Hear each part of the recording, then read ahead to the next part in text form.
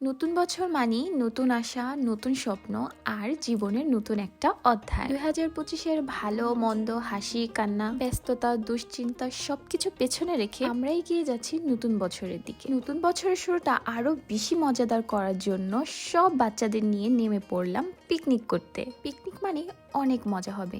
আর এই যে আমাদের ছোট মুরব্বি সেই মজায় সামিল হয়ে গেছে।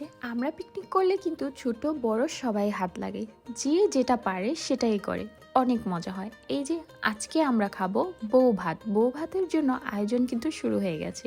এই যে বাটাবাটি, হরেক রকমের ভর্তা, 5 রকমের ভর্তা প্রায় বাটা শেষ।